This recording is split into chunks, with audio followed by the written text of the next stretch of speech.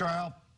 That was the verdict. That was the verdict ruled in the racketeering case against Philadelphia mob boss Joey Merlino. After 4 days of deliberations, jurors told the judge they were hopelessly deadlocked. The 55-year-old faced 4 charges tied to alleged loan sharking, bookmarking, and bookmaking and healthcare fraud conspiracies. Federal investigators say the schemes were part of a sprawling cross-crime family racket across the East Coast. So, Dave, we touched on this a little bit. First of all, Sure. welcome to Good Day. We touched on some of the charges there. Healthcare fraud? Healthcare fraud is a big compound pain cream scheme.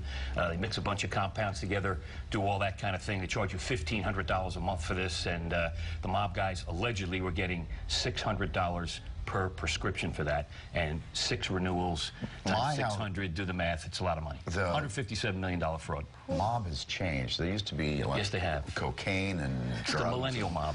No, they're into new face things. cream. Yeah, I'm sure it's whatever to get the money. Wherever you get it's the all money. about the money every single time. So name a couple other charges then. Well, they had the healthcare fraud. They had a gambling charge. They had a wire fraud case. Not a big, strong case by the government at all. At any look at it, it's not a big, strong case. Well, how did he get all this done, allegedly, if he was in jail so much of his life? Well, he was, but this case started when he got out of jail. He moved down to Florida, to Boca Raton, moved in with the folks down there and immediately began getting to work. According to the government, of course, mistrial, hung jury. Right. They didn't prove their case, and they didn't prove it because they had a lot of crummy witnesses here. It just didn't work out. And Joey Merlino, as we well know, has a lawyer named Ed Jacobs. You see him right there entering federal court.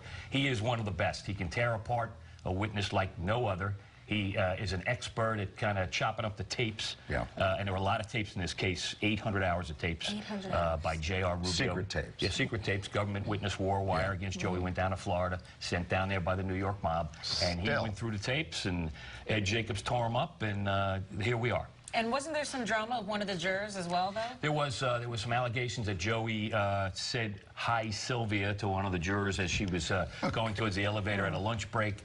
Merlino denied that. The juror said it was true. The judge admonished Joey in court and told him, don't speak to the jurors, don't even blink at the jurors, don't even look at the jurors. Did he do it? Did he not do it? That's a question right here. But, you say something like that and then kind of accuse the juror of lying to the judge. It doesn't put you in a good spot, but he still, walked away. Where's he going to go live, do you know? Well, that's a question right now. Does he come back to Philadelphia? Does he stay down in Florida? I don't know if the money has run out down in Florida and he can stay there. I don't know if he comes back up here to be in Philadelphia to run the mob again. We don't know that. His lawyer will say, nowhere on the tapes is there anything that says Joey Merlino is the mob boss. Nowhere on tape is that. And that kind of thing comes out. Is he the mob boss? According to the FBI, he is. And we'll go with that. And he was called that during the case here up in New York. And I'm sure that's why he was in this case. I think I mentioned to you guys. They spent $25,000 on a Christmas party so they could lure all these mobs.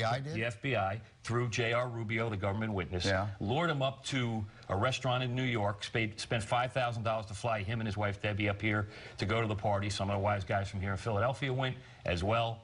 And boom, he's in their jurisdiction, and they charge him. That's how it works. But all the headlines are saying he dodged another one. He dodged. Listen, he's got 9 lives. He may now have 10 lives. He may need 10 lives.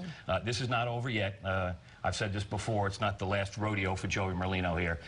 As long as this guy walks God's green earth, as far as I'm concerned, the FBI will always have a target on his back. Maybe he'll change his life. He'll open it. No, he said that the last time around. His lawyer made a big point of that when he did his opening argument that Joey walked away from the life. But at this point, it's difficult to tell whether he did or not. One good line coming out of the courtroom yesterday, thank God for the jury from Joey Merlino. That's what he said. Very similar to Nicky Scarfo saying, thank God for the American justice system.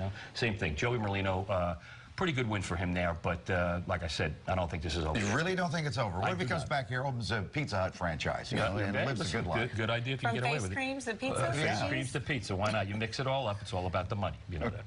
He didn't say, hey, thanks, Sylvia. He did not, and he didn't say thanks, Dave, Mike, and Alex. They went and got coffee after, Mike. You didn't see the picture? No, I had no idea.